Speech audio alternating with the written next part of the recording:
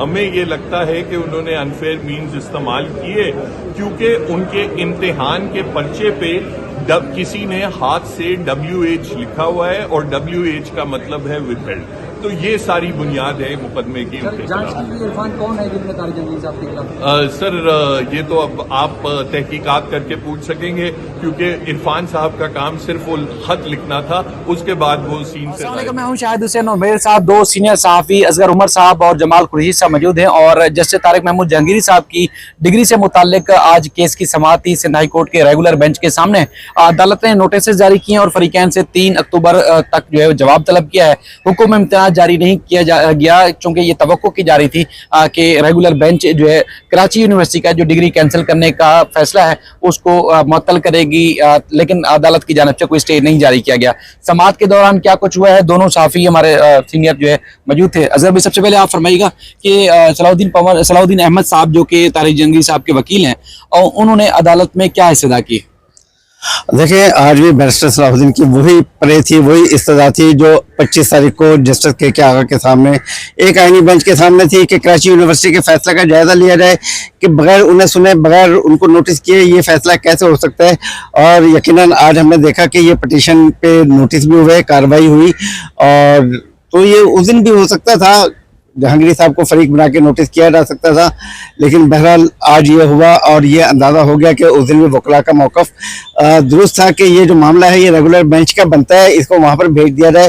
लेकिन आईनी बेंच ने मुनासिब समझा था कि उस वक्त तो उसको उन्होंने इंटरटेन किया और ऑर्डर कर दिया, नॉन प्रोसिक्यूशन पर मुस्तरद कर दी थी। लेकिन आज उन्हीं दरखास्तों पर, उसी दरखास्त पर मिलती जुलती पर, क्योंकि जहांगीरी साहब की दरखास्त है तो आज वो नोटिस हो गए हैं और रिस्पोंडेंट से, जिसमें जामिया कराची भी है, सिंडिकेट और दूसरे अदारे हैं, जिसमें हुकूमत सिंध का वो यूनिवर्सिटी और बोर्ड की मिनिस्ट्री है, इन तमाम को फरीक बनाया गया था, उनसे जवाब तलब किया गया है। ज़ाहिर है कि वो जुमे तक जवाब आ जाएगा अगले, और ये कार्रवाई प्रोसीडिंग जो है एक असूल है उसके मुताबिक चलेगी। हालांकि आज हुक्म इम्तना भी दिया जा सकता था क्योंकि सुप्रीम कोर्ट कल भी करार दे चुकी है, वो जो उन्होंने इस्लामाबाद हाई कोर्ट का जजमेंट किया है, मुअत्तल किया है कि जब तक किसी को सुना ना जाए तो उनकी डिग्री के मुतालिक क्या फैसला किया जाएगा। लेकिन बहरहाल यहाँ पर हमें सिंध हाई कोर्ट के हालात का भी पता है कि यहाँ पर अभी तक एक्टिंग चीफ जस्टिस है, कोई मुस्तकिल चीफ जस्टिस नहीं है, 3 सीनियर जजेस इस दौड़ में शरीक होते हैं, तो ये मामला अभी जरा थोड़ा इल्तवा का शिकार है। लेकिन बुनियादी तौर पर ये देखा कि जब तक किसी फरीक को नोटिस ना कर दिया जाए उसके मुतालिक कोई हतमी फैसला नहीं किया जा सकता। ये बात आज सामने आई है और उनको नोटिस हुए। अच्छा, सलाउद्दीन अहमद साहब ने भी गुफ्तगू की, पूरी इस वीडियो के साथ अटैच जरूर करेंगे, लेकिन जस्टिस तारिक महमूद जहांगीरी साहब की डिग्री के खिलाफ दरखास्त किसने दी थी कराची यूनिवर्सिटी को? एक नया शानदार इंकशाफ हुआ पहली दफा। वो कौन साहब थे जिनको इतराज था कि तारिक महमूद जहांगीरी साहब की डिग्री जाली है?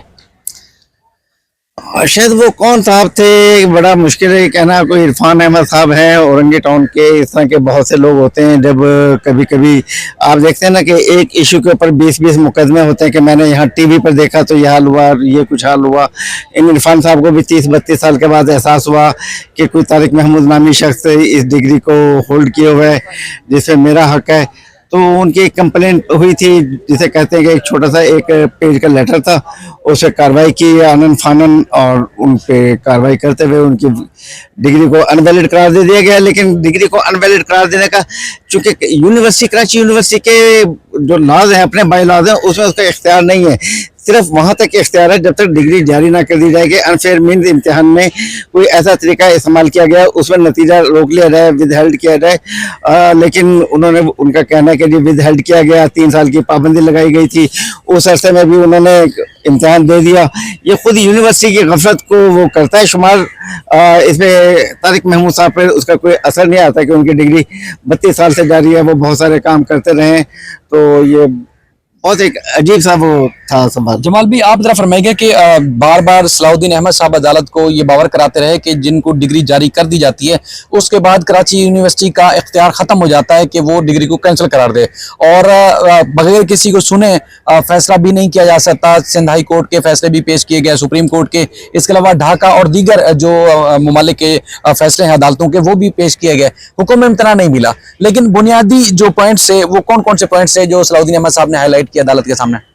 सलाउद्दीन का डिक्लेरेशन पिटीशन में उसने मांगा था और उसमें ये भी कहा कि जो आपका ये डिक्लेरेशन के लिए हमने पिटीशन फाइल की है, और उसमें कोर्ट ने उनसे सवाल किए थे कि जैसे पिछली प्रोसीडिंग जो हुई थी जो के आगा साहब की कॉन्स्टिट्यूशनल बेंच पे थी, क्या इससे रिलेटेड है, या एक और जैसा आपने सवाल किया कि इसकी जो पिटीशन है, अपील जो है आपने क्या सुप्रीम कोर्ट में फाइल की है।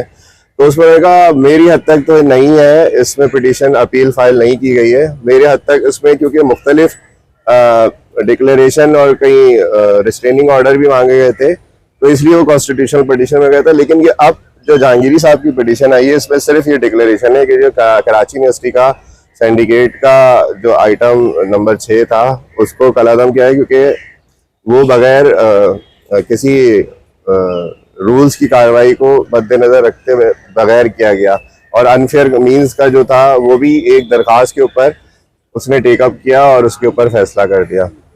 तो ये था। उसके अलावा उन्होंने लाहौर हाई कोर्ट का हवाला दिया था सलाउद्दीन साहब ने, उसमें कहा था कि ये सुप्रीम कोर्ट की जजमेंट्स का हवाला दिया लाहौर हाई कोर्ट के पंजाब यूनिवर्सिटी में, जिसमें कहा है कि 3 साल बाद इस तरह की कोई दरखास्त जो है वो डिग्री से रिलेटेड नहीं इंटरटेन की जाएगी। और उसमें उन्होंने जजमेंट का भी हवाला दिया और इस्तदा यही की थी कि क्योंकि ये एक अगर जज को भी आप एक तरफ करते हैं, एक आम बंदे का भी हो, तो 3 साल इतने साल बाद आप डिग्री को बगैर सुने जो है ना, एक तो यूनिवर्सिटी का इख्तियार नहीं है कि वो करे कैंसिल करे, और इसके अलावा इसमें एक आम बंदा भी है, वो भी इस तरह इसकी आप डिग्री अचानक बगैर सुने कैंसिल नहीं की जा सकती। फिर उन्होंने एक और हवाला भी दिया था कि अगर कल सनबार कौंसिल इस तरह कोई फैसला कर ले तो उसमें क्या सूरत हाल हो जाएगी, तो इस चीज़ को भी रोकना चाहिए। उन्होंने एज अ जुडिशरी या जुडिशल इंस्टीट्यूशन की बहाली और उसके वकार की बात की थी कि इस तरह तो एक पैराडॉक्स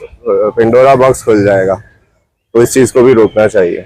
तो आपको जमाल भी कैसे लगा, क्यों लगा, या कोई ऐसा पॉइंट जिसमें अदालत ने उनको स्टे नहीं दिया? सुप्रीम कोर्ट का गुज़श्ता रोज की समाअत का हवाला भी दिया गया, लेकिन अदालत ने मतलब आप चूंकि मामला को बड़े हाई लेवल पे देखते रहे, क्यों अदालत ने स्टे नहीं दिया? क्योंकि तवक्को तो ये थी कि कराची यूनिवर्सिटी का फैसला बगैर सुने किया गया है, तो इसलिए कानून के मुताबिक ये आर्जी रिलीफ तो बनता है। ये आर्जी रिलीफ हमने देखा था कि 1 साल पहले मिल चुका था जहांगीरी साहब को, जब बाहर पिटीशन आई थी 2000 यही सितंबर 4 को, तो एडवोकेट्स ने और बार को दरअसल एडवोकेट्स ने फाइल की थी, तो उसने पिछली बेंच ने दे दिया था। अब ये बेंच टू बेंच वहाँ करता है, इसका कोई मैं ये तो नहीं कहूँगा कि वो एक बना हुआ है, कानून बना हुआ है, तो ये बेंच के ऊपर है। पिछली बेंच ने सलाउद्दीन साहब पवर की बेंच ने उसमें दे दिया था और 1 साल तक चला था, और अगर उसको भी एक प्रॉपर फोरम पे सुन लिया जाता तो ये पिटीशन फाइल करने की जरूरत नहीं आती। वो भी उसमें डिक्लेरेशन के तौर पे एक बात की जाती है ऑब्जेक्शन पे, तो वो भी उसका हल ये ना निकलता कि नॉन प्रोसिक्यूशन पर डिसमिस हो गई, वो भी एक बाकायदा प्रॉपर हियरिंग के साथ सुन के उस पर किसी भी वजह से फैसला किया जा सकता था। जैसे जस्टिस जहांगीरी साहब पिछली हियरिंग पे जो हाई कोर्ट में पेश हुए थे, उनका भी यही था कि सुन के फैसला कर दिया जाए। तो अच्छा बेहतर यही था कि उसमें कोई प्रॉपर रास्ता निकाल लिया जाता और उसी दरखास्तों को डिसाइड कर दिया जाता। तो एक चेन ऑफ लिटिगेशन जो चलती है फलाना, तो इससे ये कि अदालतों ही बोझ पड़ता है।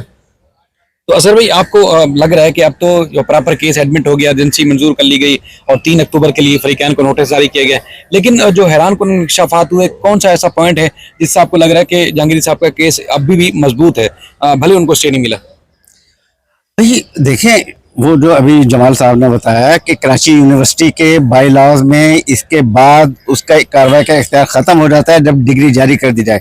इससे पहले अनफेयर मीन्स के किसी को कागज़ देना, कोई जाली चीज़ लिख कर लेके चले जाना, किसी दूसरे का बैठ जाना, जो भी तरीका है वो वारदात वो इम्तिहान कमरा इम्तिहान तक है और उसके बाद है वो उसकी इंक्वायरी कर सकती है। लेकिन एक मरतबा डिग्री जारी होने के बाद सिविल कोर्ट के अलावा कोई कैंसिल नहीं कर सकता। ये कराची यूनिवर्सिटी के बाई लॉज हैं।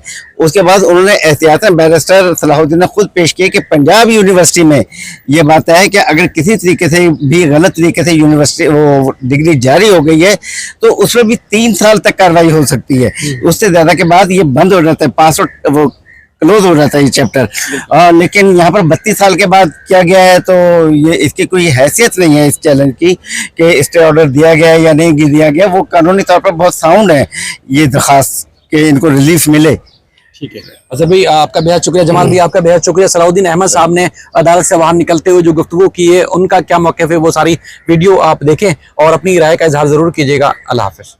जहांगीरी साहब की दरख्वास्त में ये था कि जो डिक्लेरेशन कराची यूनिवर्सिटी ने दी है उसमें कहा है कि इन्होंने अनफेयर मीन्स इस्तेमाल किए थे 1987 के इम्तिहान में, जिसकी वजह से वो 3 साल तक डीबार थे, वो इम्तिहान कोई नया बैठ नहीं सकते थे। उसके बावजूद उन्होंने इम्तिहान बैठे और पास किए और उनको LLB डिग्री मिली और इसलिए वो LLB डिग्री को कैंसिल किया, हमने कर दिया है। आज जो अदालत के सामने जो पॉइंट आउट किया गया कि अव्वल तो सिंडिकेट के पास और अनफेयर मीन्स कमेटी के पास रेगुलेशंस पढ़े गए जिसमें वो पावर जो उनकी है वो उस वक्त तक महदूद है जब तक कोई बच्चे ने इम्तिहान सिर्फ दिया हो, जब तक उसका रिजल्ट डिक्लेयर ना हुआ हो, ना उसे डिग्री दी गई हो। वो एक बार डिग्री दी जाती है, एग्जाम डिक्लेयर किया जाता है, उसके बाद उनके पास कोई पावर ही नहीं है। दूसरी चीज ये पॉइंट आउट की गई कि बेशुमार सुप्रीम कोर्ट की जजमेंट्स इस पॉइंट पे हैं जिस पे कहा गया है कि ऐसा कोई इकदाम कभी भी यूनिवर्सिटी बगैर फरीक को जो मुतासरा स्टूडेंट है उसको नोटिस दिए बगैर नहीं ले सकती और बेशुमार जजमेंट्स में सुप्रीम कोर्ट ने वो सेटिसाइड किया है। बहरहाल आज बेंच ने नोटिस, इसमें हमने एक पॉइंट आउट ये किया कि जब आम स्टूडेंट्स के लिए ये प्रोविजन मौजूद है कि आप उनको नोटिस के बगैर आप उनके खिलाफ ऐसी कार्रवाई नहीं कर सकते, तो सिर्फ चूंकि ये हाई कोर्ट के जज हैं जो वैसे ही आताब में हैं, सिर्फ इसलिए उनके लिए स्पेशल केस नहीं होना चाहिए, उनके साथ भी वही इंसाफ होना चाहिए जो बाकी सारे लोगों के लिए होता है। सर, ये उनकी डिग्री के खिलाफ तलब कर लिया लेकिन स्टे नहीं दिया गया। जी, हमने तो इस्तदा यही की थी कि इसमें स्टे दिया जाए, क्योंकि अगर किसी आम शहरी को ऐसे मामले में बिल्कुल स्टे उसका हक होता। यहाँ सिर्फ ये हाई कोर्ट का जज इन्वॉल्व है तो स्टैंडर्ड वही होना चाहिए और मैं समझता हूँ इसकी वजह से अपना जब इस किस्म की एक एलिगेशंस किसी भी जज के पास लग जाएं, तो भाई कल हमारे भाई बार काउंसिल बार एसोसिएशन में होते हैं, किसी वकील की का लाइसेंस ही कैंसिल कर दें, किसी जज का इनरोलमेंट लाइसेंस कैंसिल कर दें बगैर नोटिस दिए हुए, तो क्या वो जज जो है वो क्लाउड के नीचे ऑपरेट करता रहेगा? उससे पब्लिक का जो कॉन्फिडेंस है जुडिशरी में वो डिस्ट्रॉय नहीं होगा। इसीलिए सुप्रीम कोर्ट ने भी कल गालिबन इसी चीज को मद्देनजर रखते हुए उन्होंने फौरी तौर पे सस्पेंड किया था इस्लामाबाद हाई कोर्ट का ऑर्डर। मेरी राय में इसमें भी जल्द अज जल्द इस ऑर्डर को कराची यूनिवर्सिटी के सस्पेंड होना चाहिए। उनकी कंप्लेंट कितने की डिग्री डाली है या वैलिड नहीं? जी, वो एक साहब थे और अंगी के रिहायशी थे। उन्होंने एक 3 लाइन का लेटर लिखा था, इरफान साहब उनका नाम था। उन्होंने एक 3 लाइन का लेटर लिखा था कि मुझे कहीं से पता लगा है कि ये तारिक महमूद, उसमें ये नहीं लिखा था कि कोई जज है या क्या है, ये कहा था कि एक शख्स हैं तारिक महमूद जिनकी डिग्री पे मुझे शुबा है, आप बराए करम उस पर इंक्वायरी करें। उसके 3 दिन के बाद ये सारा मामला सेटल भी हो गया, फैसले भी आ गए सिंडिकेट के। तो और दिलचस्प बात ये है कि जो अनफेयर मीन्स कमेटी ने भी जो कहा है कि इन्होंने कोई अनफेयर मीन्स इस्तेमाल किए ये डिग्री एग्जाम पास करने में, वो भी ये नहीं बताते कि कौन से अनफेयर मीन्स इस्तेमाल किए, कोई फर्रा लिया, कोई किसी से कॉपीइंग की, क्या किया।